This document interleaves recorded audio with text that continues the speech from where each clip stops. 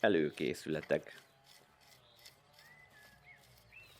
Előkészítő munkarészként a préselt téglafal felületét és fugáit alaposan meg kell tisztítani a jobb tapadás érdekében.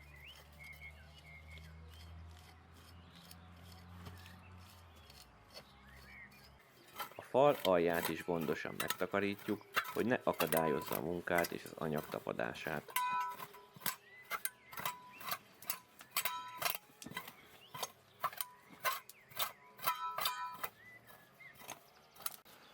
Ezután enyhén saras vízzel gondosan befröcsköljük a falat, nehogy a túl száraz felület a sármasszából kirántsa a vizet.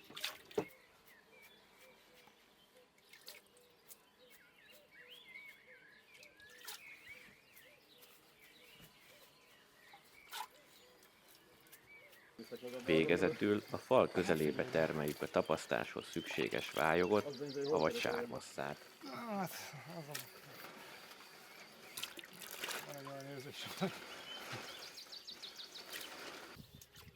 A felület széle. A fal szélén a kanál hátsó oldalával vezetősávot hordunk fel első lépésként.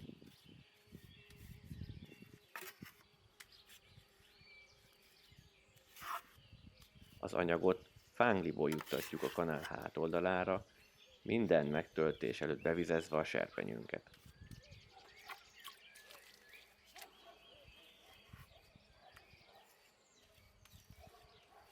A vályogot igyekszünk egyenletesen elteríteni, a sáv vonalát tartva azt a kanál lapjával szétoszlatni, míg a vezetősáv alulról felfelé haladva a teljes magasságban ki nem alakul.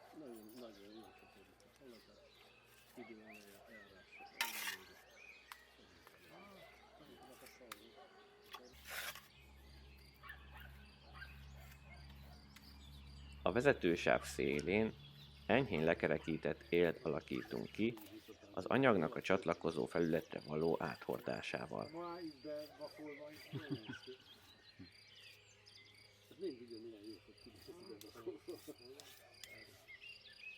A sávok kialakítását tovább folytatjuk a felület felső és alsó részén is, körben egyfajta keretet kialakítva.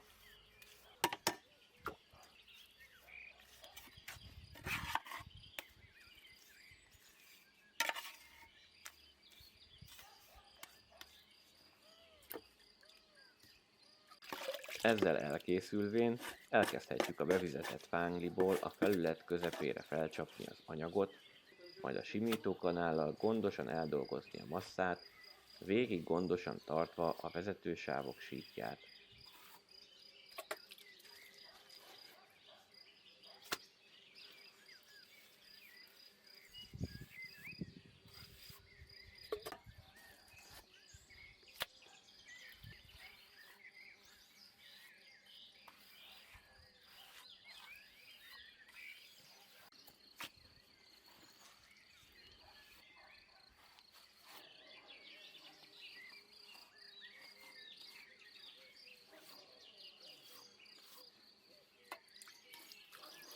A felcsapást a csukló hirtelen gyors mozdulatával végezzük el, majd az anyagot a simítóval alulról felfelé préselve egyenletesen elterítjük a felületen, többször is elindulva alulról az egyenletes elkenést biztosító mozdulatokat.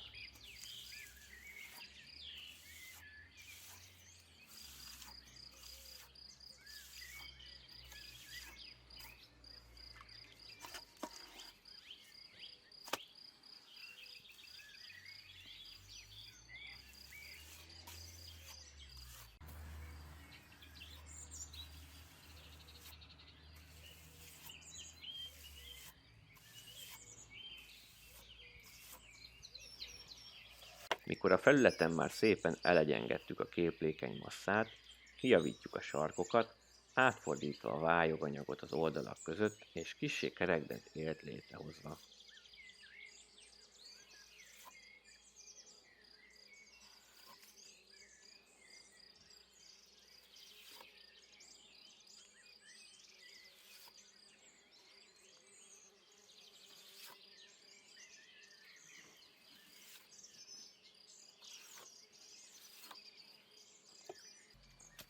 felület középső része. A tapasztást az eddig ismertetett módszerrel folytatjuk tovább.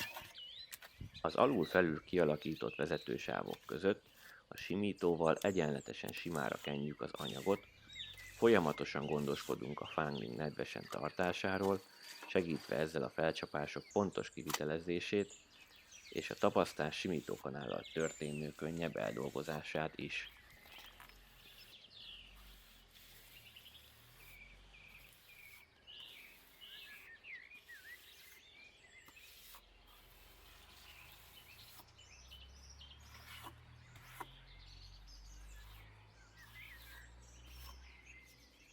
Maga a vályog tulajdonképpen megegyezik az egyéb sártechnikáknál használt alapanyagokkal, a lényeges különbség a növényi adalékanyag jellegében van.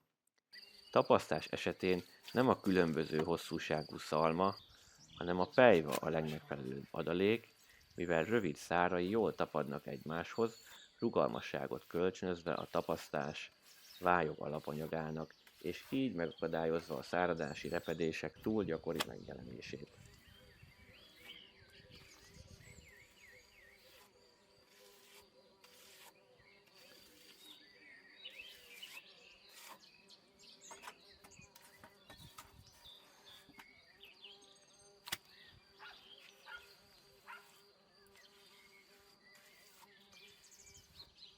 Egyes vidékeken 2-3%-nyi lótrágya hozzákeverésével igyekeztek ezt a rugalmasságot még tovább növelni.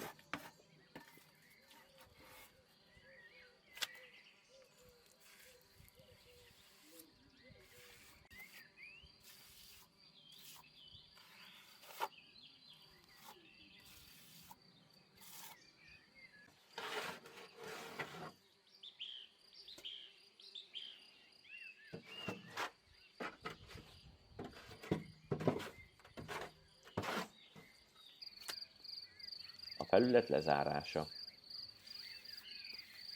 A felület lezárását az induláshoz hasonlóan végezzük el.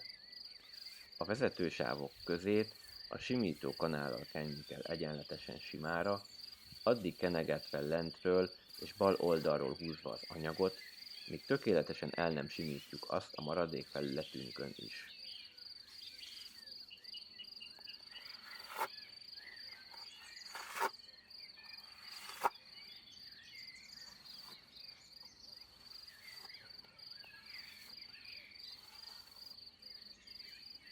A falsarkon pedig szintén a korábbihoz hasonlóan képezzük ki az élt. Ha szükséges, pótolunk még tapasztóanyagot a felületre, melyet felfelé húzva eldolgozunk, majd a simító kanál finom átforgatásával kialakítjuk az enyhén lekerekített végleges élt.